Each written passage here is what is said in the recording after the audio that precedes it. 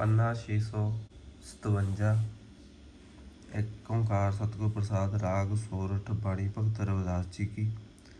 जब हम होते तब तू नाही, अब तू ही मैं नाही।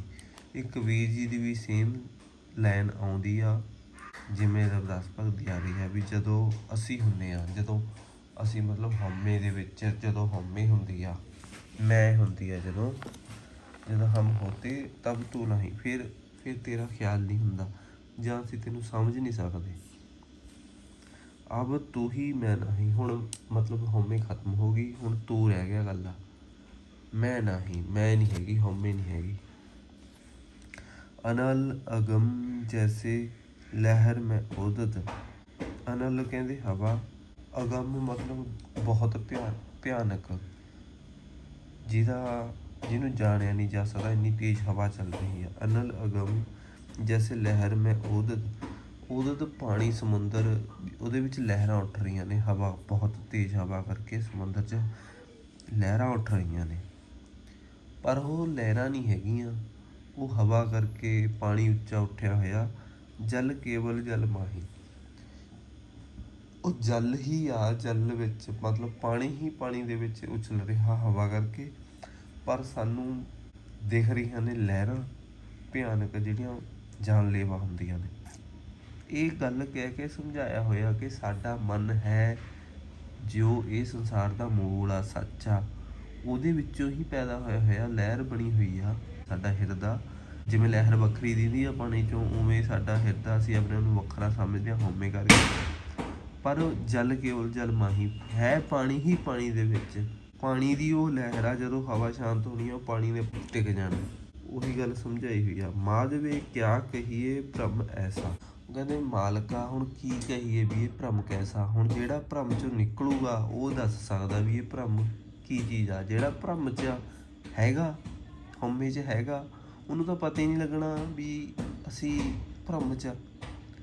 ਜਿਹਨੂੰ ਪਤਾ ਹੀ ਨਹੀਂ, ਹੁਣ ਜਾਲੀ ਕਰੰਸੀ ਆ, 500 ਦਾ ਨੋਟ ਜਾਲੀ ਆ, ਜਿਹਨੂੰ ਪਤਾ ਹੀ ਨਹੀਂ ਵੀ ਮੇਰੇ ਕੋਲ ਜਾਲੀ ਨੋਟ ਆ, ਅਸਲੀ ਵੀ ਹੁੰਦੇ ਆ ਦੁਨੀਆ 'ਤੇ, ਉਹ ਤਾਂ ਉਸ ਨਕਲੀ ਨੂੰ ਹੀ ਅਸਲੀ ਸਮਝੂਗਾ। ਜਿਹਨੂੰ ਗਿਆਨ ਆ ਗਿਆ ਵੀ ਇਹ ਨਕਲੀ ਆ, ਅਸਲੀ ਦਾ ਪਤਾ ਲੱਗ ਗਿਆ ਵੀ ਆਹ ਅਸਲੀ ਇਹੋ ਜਿਹਾ ਹੁੰਦਾ, ਉਹ ਨਕਲੀ ਨੂੰ ਝੱਟ ਪਛਾਣ ਲਊਗਾ। ਉਸੇ ਤਰ੍ਹਾਂ ਇਹ ਭਰਮ ਆ, ਇਸ ਦੁਨੀਆ 'ਚ ਅਸੀਂ ਜੀਵਨ ਜਿਉ ਰਹੇ ਹਾਂ ਭਰਮ 'ਚ, ਹਉਮੈ ਦੇ ਭਰਮ 'ਚ, ਅਗਿਆਨਤਾ ਦੇ ਭਰਮ 'ਚ। ਸਾਨੂੰ ਸਾਡਾ ਆਪਣਾ ਗਿਆਨ ਨਹੀਂ ਗਾ, ਅੱਗੇ ਐਗਜ਼ੈਂਪਲ ਦੇ ਕੇ ਦੱਸਣਗੇ ਵੀ ਕਿਵੇਂ ਨਹੀਂ ਗਾ ਗਿਆਨ। ਮਾਧਵੇ ਕਿਆ ਕਹੀਏ ਭਰਮ ਐਸਾ, ਜੈਸਾ ਮਾਨੀਏ ਹੋਏ ਨਾ ਤੈਸਾ। ਵੀ ਜਿਵੇਂ ਦਾ ਅਸੀਂ ਮੰਨ ਰਹੇ ਹਾਂ, ਜਿਵੇਂ ਦਾ ਅਸੀਂ ਸੰਸਾਰ ਦੇਖ ਰਹੇ ਹਾਂ, ਆਪਣੀ ਹਉਮੈ, ਆਪਣੀ ਆਈਡੈਂਟੀਟੀ ਵੱਖਰਾ ਸਮਝ ਰਹੇ ਹਾਂ ਆਪਣੇ ਆਪ ਨੂੰ, ਹੋਏ ਨਾ ਤੈਸਾ ਐਵੇਂ ਦਾ ਹੁੰਦਾ ਨਹੀਂ ਗਾ। ਅਸੀਂ ਮੰਨਦੇ ਹਾਂ, ਸਿਰਫ ਸਾਡੀਆਂ ਬੇਵਕੂਫੀਆਂ ਨੇ, ਅਸੀਂ ਭਰਮ 'ਚ ਹਾਂ। ਅਸੀਂ ਇਹ ਭਰਮ 'ਚ ਜੰਮਦੇ ਹਾਂ, ਭਰਮ 'ਚ ਮਰ ਜਾਣਾ, ਐਂਡ ਤੱਕ ਸਾਨੂੰ ਪਤਾ ਨਹੀਂ ਲੱਗਣਾ ਹੈਗਾ। ਇਹ ਭਗਤਾਂ ਨੂੰ ਪਤਾ ਲੱਗ ਗਿਆ, ਨਹੀਂ ਪਤਾ ਲੱਗਦਾ ਹੈਗਾ। ਇਹ ਭਰਮ 'ਚੋਂ ਨਿਕਲਣਾ ਬਹੁਤ ਔਖਾ। ਅਸਲ 'ਚ ਇਹ ਅਸਲੀਅਤ ਹੈ ਜੀ। ਇਹ ਹੈ ਕੀ ਚੀਜ਼, ਹੁਣ ਦੱਸਣਗੇ।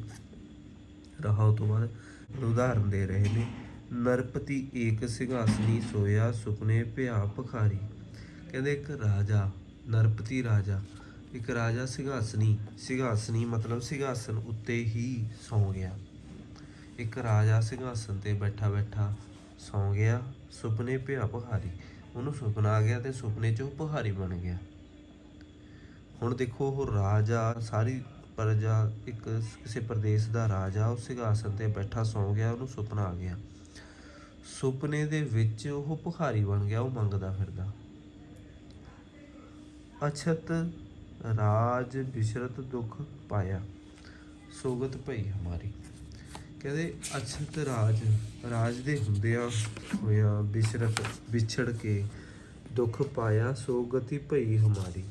ਉਹੀ ਹਾਲਤ ਕਹਿੰਦੇ ਸਾਡੀ ਹੋਈ ਆ ਵੀ ਇੱਕ ਰਾਜਾ ਸਿੰਘਾਸਨ 'ਤੇ ਬੈਠਾ ਸੌਂ ਗਿਆ, ਸੁਪਨੇ 'ਚ ਭਿਖਾਰੀ ਬਣ ਗਿਆ। ਰਾਜ ਦੇ ਹੁੰਦਿਆਂ ਹੋਇਆਂ ਵੀ ਹੁਣ ਰਾਜ ਤੋਂ ਵਿਛੜ ਕੇ ਦੁੱਖ ਪਾ ਰਿਹਾ, ਮੰਗਦਾ ਫਿਰ ਰਿਹਾ ਭਿਖਾਰੀ ਬਣ ਕੇ। ਉਹੀ ਹਾਲਤ ਸਾਡੀ ਆ। ਅਸੀਂ ਸਾਰੇ ਕਾਸੇ ਦੇ ਮਾਲਕ ਹਾਂ, ਸਿਰਫ ਹਉਮੈ ਕਰਕੇ, ਭਰਮ ਕਰਕੇ ਅਸੀਂ ਆਪ ਨੂੰ ਵੱਖਰਾ ਸਮਝਦੇ ਹਾਂ, ਵੱਖਰੀ ਆਈਡੈਂਟੀਟੀ। ਉਹਦੇ ਕਰਕੇ ਅਸੀਂ ਇੱਕ ਕਮਾਉਣ ਦੀ ਭੱਜ ਦੌੜ 'ਚ ਲੱਗੇ ਰਹਿੰਦੇ ਹਾਂ, ਕਾਰ ਲੈਣੀ ਆ, ਘਰ ਪਾਉਣਾ, ਜਾਂ ਕੁਛ ਵੀ ਐਸ਼ੋ-ਪ੍ਰਸਤੀ, ਅਸਲ 'ਚ ਹੈ ਇਹ ਸਾਡਾ ਹੀ ਸਾਰਾ ਕੁਛ। ਜਦੋਂ ਸਾਨੂੰ ਸਮਝ ਆਊਗੀ ਫਿਰ ਸਾਡੀ ਇਹ ਕਮਾਉਣ ਦੀ ਭੱਜ ਦੌੜ ਮੁੱਕਣੀ ਆ, ਕਿਉਂਕਿ ਅਸਲ 'ਚ ਤਾਂ ਉਹ ਸਾਡਾ ਹੀ ਆ, ਸਾਡਾ ਸਾਰਿਆਂ ਦਾ। ਸਾਡਾ ਮੂਲ ਜਦ ਇੱਕ ਆ ਤਾਂ ਏਕ ਪਿਤਾ ਏਕ ਸਕੇ ਹਮ ਬਾਰਿਕ। ਕਹਿੰਦੇ ਉਸ ਰਾਜੇ ਵਰਗੀ ਸਾਡੀ ਹਾਲਤ ਹੋਈ ਹੋਈ ਆ, ਭਰਮ ਕਰਕੇ, ਭਰਮ ਦੀ ਨੀਂਦ 'ਚ ਸੁੱਤੇ ਪਏ ਨੇ ਸਾਰੇ। ਕਹਿੰਦੇ ਉਹ ਇੱਕ ਹੋਰ ਉਦਾਹਰਨ ਦੀ ਗੱਲ ਕਰਦੇ ਨੇ ਹੁਣ ਉਹ, ਰਾਜ ਭੁਯੰਗ ਪ੍ਰਸੰਗ ਜੈਸੇ ਹੈ ਅਬ ਕਛੂ ਮਰਮ ਜਨਾਇਆ। ਕਹਿੰਦੇ ਪ੍ਰਸੰਗ ਹੁੰਦਾ ਕਹਾਣੀ ਜਾਂ ਸਾਖੀ, ਰਾਜ ਜਾਂ ਰਜੂ ਰੱਸੀ ਨੂੰ ਕਹਿੰਦੇ ਨੇ, ਭਿਅੰਗ ਹੁੰਦਾ ਸੱਪ। ਇੱਕ ਕਹਿੰਦੇ ਵੀ ਹਨੇਰੇ ਦੇ ਵਿੱਚ ਰੱਸੀ ਸੱਪ ਲੱਗਦੀ ਆ। ਇਹ ਗਿਆਨ ਮਤਲਬ ਧਰਮ ਦੇ ਖੇਤਰ ਦੇ ਵਿੱਚ ਇਹ ਉਦਾਹਰਨ ਦਿੱਤੀ ਜਾਂਦੀ ਸੀਗੀ। ਪਰ ਰਵਿਦਾਸ ਜੀ ਨੂੰ ਜਦੋਂ ਗੱਲ ਸਮਝ ਨਹੀਂ ਆਈ, ਅਸਲੀਅਤ ਨਹੀਂ ਪਤਾ ਲੱਗੀ, ਇਹ ਸਮਝ ਨਹੀਂ ਆ ਰਹੀ ਸੀ ਵੀ ਇਹ ਸੱਪ ਤੇ ਰੱਸੀ ਦੀ ਉਦਾਹਰਨ ਕਿਉਂ ਦਿੰਦੇ ਨੇ। ਜਦੋਂ ਉਹਨਾਂ ਨੂੰ ਅਸਲੀਅਤ ਪਤਾ ਲੱਗ ਗਈ, ਕਹਿੰਦੇ ਵੀ ਰਾਜ ਭਿਅੰਗ ਪ੍ਰਸੰਗ ਜੈਸੇ ਹੈ, ਜਿਵੇਂ ਸੱਪ ਤੇ ਰੱਸੀ ਦੀ ਕਹਾਣੀ ਆ ਜਾਂ ਸਾਖੀ ਆ। ਅਬ ਕੁਛ ਮਰਮ ਜਨਾਇਆ, ਹੁਣ ਮੈਨੂੰ ਇਹਦੀ ਗੱਲ ਸਮਝ ਆਈ ਹੈ ਵੀ ਇਹ ਕੀ ਚੀਜ਼ ਆ। ਜਦ ਅਸਲੀਅਤ ਪਤਾ ਲੱਗੀ ਵੀ ਹਾਂ ਅਸੀਂ ਹਉਮੈ ਕਰਕੇ ਵੱਖਰੇ ਆ, ਸਾਡਾ ਮੂਲ ਹੀ ਅਸਲੀਅਤ ਆ, ਸਾਰੇ ਸੰਸਾਰ ਦੀ ਅਸੀਂ ਇੱਕ ਆ। ਉਹ ਕਿਵੇਂ ਕਿ ਰੱਸੀ ਅਗਿਆਨਤਾ ਕਰਕੇ ਸੱਪ ਲੱਗਦੀ ਆ ਹਨੇਰੇ 'ਚ, ਸਾਨੂੰ ਗਿਆਨ ਨੀਗਾ ਕਿ ਉਹ ਰੱਸੀ ਆ। ਅਗਿਆਨਤਾ, ਇਗਨੋਰੈਂਸ ਕਮਜ਼ ਐਰਰ। ਇਹੀ ਕਰਕੇ ਸਾਨੂੰ ਗਿਆਨ ਨੀਗਾ ਕਿ ਅਸੀਂ ਕੌਣ ਆ। ਉਸ ਅਗਿਆਨਤਾ ਕਰਕੇ ਅਸੀਂ ਆਪਣੇ ਆਪ ਨੂੰ ਵੱਖਰੇ ਸਮਝ ਲਿਆ।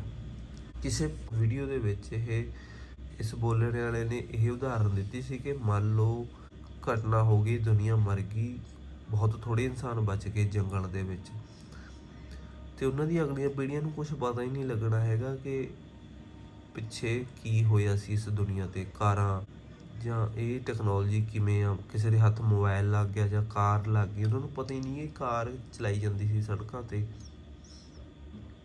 ਉਹਨੂੰ ਰੋੜ ਕੇ ਲੈ ਗਏ, ਉਹਨੂੰ ਹੋਰੇ ਕੰਮਾਂ ਲਈ ਵਰਤ ਰਹੇ ਨੇ ਕਾਰ ਨੂੰ, ਅਲਮਾਰੀ ਦੇ ਤੌਰ 'ਤੇ ਉਹਦੇ ਵਿੱਚ ਕੁਛ ਰੱਖਤਾ ਸਮਾਨ, ਫਲ ਫਰੂਟ ਤੋੜੇ ਹੋਏ ਜੰਗਲ 'ਚੋਂ ਤੋੜ ਕੇ ਉਹਦੇ ਵਿੱਚ ਰੱਖਤੇ ਕਾਰ 'ਚ। ਉਹਨਾਂ ਨੂੰ ਪਤਾ ਨਹੀਂ ਗਾ ਵੀ ਇਹ ਕਾਰ ਆਵਾਜਾਈ ਲਈ ਵਰਤੀ ਜਾਂਦੀ ਆ, ਇਹਨੂੰ ਚਲਾਇਆ ਜਾਂਦਾ। ਉਸੇ ਤਰ੍ਹਾਂ ਇਨਸਾਨ ਜ਼ਿੰਦਗੀ ਨਾਲ ਕਰ ਰਹੇ ਨੇ, ਉਹਨੂੰ ਪਤਾ ਹੀ ਨਹੀਂ ਹੈ ਜ਼ਿੰਦਗੀ ਕਿਉਂ ਆ, ਕਾਹਦੇ ਲਈ ਜਨਮ ਹੋਇਆ।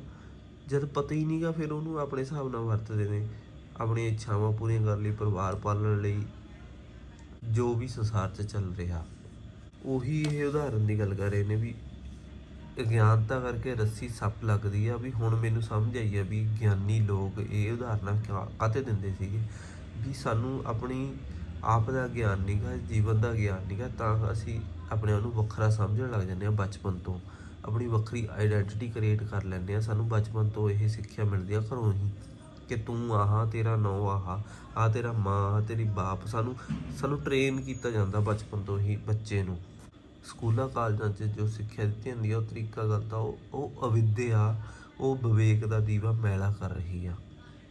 ਅਬ ਕਛੂ ਮਰਮ ਜਨਾਇਆ ਅਨੇਕ ਕਟਕ ਜੈਸੇ ਭੂਲ ਪਰੇ ਅਬ ਕਹਿਤੇ ਕਹਿਣ ਨਾ ਆਇਆ।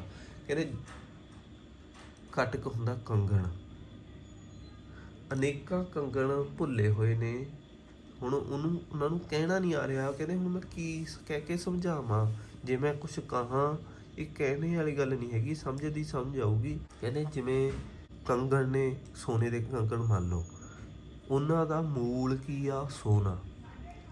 ਉਹਦਾ ਆਕਾਰ ਬਣਾਤਾ ਗੋਲ ਗੋਲ। ਹੁਣ ਆਹ ਕੜਾ ਲੋਹੇ ਦਾ, ਆਪਾਂ ਇਹਨੂੰ ਲੋਹਾ ਵੀ ਕਹਿ ਸਕਦੇ ਹਾਂ, ਪਰ ਨਹੀਂ, ਹੁਣ ਇਹਦਾ ਆਕਾਰ ਬਣ ਗਿਆ, ਗੁੱਟ 'ਚ ਪੈ ਗਿਆ, ਆਪਾਂ ਇਹਨੂੰ ਕੜਾ ਹੀ ਕਹਿੰਦੇ ਹਾਂ। ਇਸੇ ਤਰ੍ਹਾਂ ਇਨਸਾਨ ਦਾ ਹਿਰਦਾ ਕ੍ਰੀਏਟ ਹੋ ਗਿਆ, ਉਹ ਆਪਣੇ ਆਪ ਨੂੰ ਵੱਖਰਾ ਸਮਝਣ ਲੱਗ ਗਿਆ, ਪਰ ਉਹਦਾ ਮੂਲ ਕੀ ਆ, ਜਿਸ ਦਾ ਉਹ ਬਣਿਆ, ਉਹ ਸੱਚ ਆ, ਅਸਲੀਅਤ ਆ। ਕੰਗਣ ਦਾ ਆਕਾਰ ਕਰਕੇ ਗੋਲ ਬਣ ਗਿਆ, ਉਹਨੂੰ ਬਾਂਹ 'ਚ ਪਾਉਂਦੇ ਨੇ ਤਾਂ ਉਹ ਕੰਗਣ ਆ, ਪਰ ਅਸਲ 'ਚ ਹੈ ਉਹ ਸੋਨਾ ਹੀ। ਜੇ ਉਹਨੂੰ ਢਾਲ ਦਾਂਗੇ ਫਿਰ ਸੋਨੇ ਦੀ ਬੱਟੀ ਬਣ ਜੂਗਾ, ਉਹ ਢਲੀ, ਉਹਦੀ ਵੱਖਰਾ ਆਕਾਰ ਬਣ ਗਿਆ, ਤਾਂ ਕਰਕੇ ਆਪਾਂ ਉਹਨੂੰ ਕੰਗਣ ਕਹਿੰਦੇ ਹਾਂ। ਉਹ ਭੁੱਲ ਗਏ ਕੰਗਣ ਵੀ ਅਸੀਂ ਕੰਗਣ ਆ, ਪਰ ਹੈ ਉਹ ਸੋਨੇ।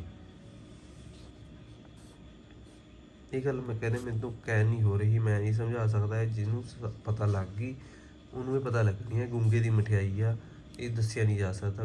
ਗੂੰਗੇ ਕਿਸੇ ਗੂੰਗੇ ਨੇ ਮਠਿਆਈ ਖਾ ਲਈ, ਉਹ ਦੱਸ ਨਹੀਂ ਸਕਦਾ ਵੀ ਕਿੰਨੀ ਕੁ ਸਵਾਦ ਆ। ਉਹ ਇਸ਼ਾਰੇ ਕਰ ਸਕਦਾ ਬਸ, ਉਵੇਂ ਇਹ ਇਸ਼ਾਰੇ ਕੀਤੇ ਹੋਏ ਨੇ ਲਿਖ ਕੇ। ਸਰਵੇ ਏਕ ਅਨੇਕੇ ਸੁਆਮੀ, ਸਭ ਘਟ ਭੋਗ ਵੈ ਸੋਈ।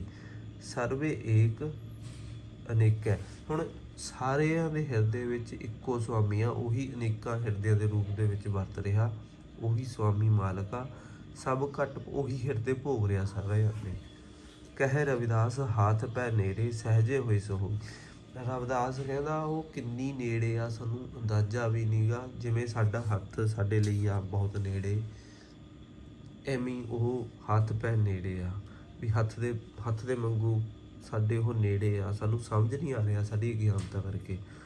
ਇਹ ਸਹਿਜ 'ਚ ਜਾ ਕੇ ਜਦੋਂ ਮਨ ਦੀਆਂ ਇੱਛਾਵਾਂ ਖਤਮ ਹੋਣੀਆਂ ਨੇ, ਮਨ ਨੂੰ ਸੱਚ ਦੀ ਚੇਤਨਾ ਲੱਗਣੀ ਆ, ਅਸਲੀਅਤ ਸਮਝਾਂਗੇ, ਵਿਵੇਕ ਵਿਚਾਰ ਸ਼ੁਰੂ ਕਰਾਂਗੇ, ਸਹਿਜੇ ਹੋਏ ਸੋਏ, ਫਿਰ ਅਸਲੀਅਤ ਸਮਝ ਆਊਗੀ। ਇਹ ਦੱਸੇ ਤੇ ਆਪਣੀ ਗੱਲਾਂ ਹੁਣ ਅੱਜ ਇਹ ਗੱਲਾਂ ਪੜ੍ਹ ਕੇ ਵਿਚਾਰ ਰਹੇ ਹਾਂ, ਇਹ ਵੀ ਊਟ ਪਟਾਕ ਲੱਗਣਗੀਆਂ। ਕਿਉਂਕਿ ਅਸੀਂ ਹਉਮੈ 'ਚ ਹਾਂ। ਤੁਮਰੀ ਉਸਤਿਤ ਤੁਮ ਤੇ ਹੋਏ, ਨਾਨਕ ਅਵਰ ਨਾ ਜਾਣਸ ਹੋਏ।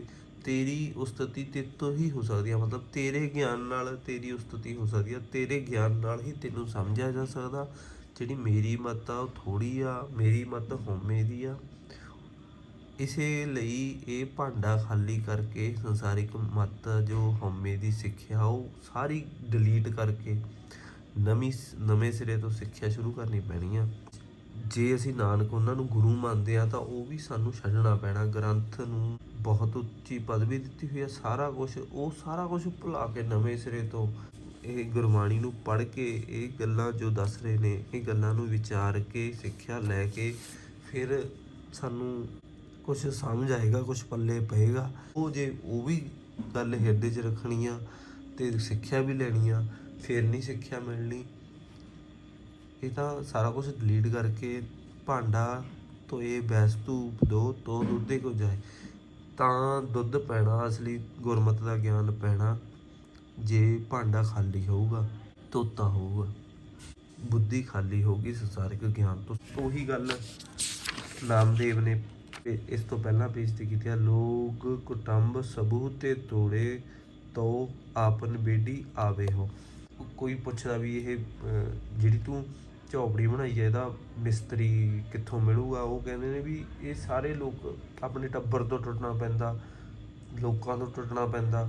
ਜਮਾਂ ਹੀ ਨਹੀਂ ਟੁੱਟਣਾ ਹੈਗਾ ਵੀ ਤੁਸੀਂ ਸੰਸਾਰ ਛੱਡ ਕੇ ਚਲੇ ਜਾਓ। ਅੰਦਰੂਨੀ ਤੌਰ 'ਤੇ ਬਾਹਰੋਂ ਉੱਤੋਂ ਰੱਖੋ, ਅੰਦਰੂਨੀ ਤੌਰ 'ਤੇ ਟੁੱਟ ਕੇ ਸਾਰਿਆਂ ਤੋਂ ਇਹ ਜੋ ਸਿੱਖਿਆ ਉਸ 'ਤੇ ਕਾਟਾ ਮਾਰ ਕੇ ਫਿਰ ਉਹ ਮਿਸਤਰੀ ਮਿਲਦਾ, ਜਾਂ ਕਹਿ ਲਓ ਸੱਚ ਮਿਲਦਾ। ਉਸ ਨਾਲ ਪ੍ਰੇਮ ਪਾਉਣਾ ਪੈਂਦਾ। ਇਸ਼ਕ ਕੀ ਆ, ਸਾਰੀ ਦੁਨੀਆ ਭੁੱਲ ਕੇ ਇੱਕ 'ਤੇ ਕੇਂਦਰਿਤ ਹੋ ਜਾਣਾ, ਉਹ ਇਸ਼ਕ ਆ। ਉਹ ਇਹ ਸੱਚਾ ਇਸ਼ਕ ਕਰਨਾ। ਇਸ ਲਈ ਗੁਰਬਾਣੀ ਵਿਚਾਰਾਂਗੇ, ਸਾਰਾ ਕੁਛ ਭੁੱਲ ਕੇ ਤਾਂ ਪੱਲੇ ਪਊਗਾ ਕੁਛ, ਨਹੀਂ ਤਾਂ ਪਾਠ ਕਰੀ ਰਹੇ ਨੇ ਲੋਕੀ। ਉਹ ਤਾਂ ਟੱਕਰਾਂ ਵੱਜੇ ਰਹੀਆਂ ਨੇ। ਉਹ ਤਾਂ ਚਾਹੇ ਪਹਿਲਾਂ ਗੱਲ ਆ ਗਈ, ਚਾਹੇ ਚਾਰੇ ਯੁੱਗ ਮਤਲਬ 4 ਲੱਖ ਸਾਲ ਕਰੀ ਜਾਓ, ਇੱਕ ਜ਼ਿੰਦਗੀ ਕੀ ਹਜ਼ਾਰਾਂ ਜ਼ਿੰਦਗੀਆਂ ਕਰ ਲਓ, ਇਹਦਾ ਕੋਈ ਫਾਇਦਾ ਨਹੀਂ।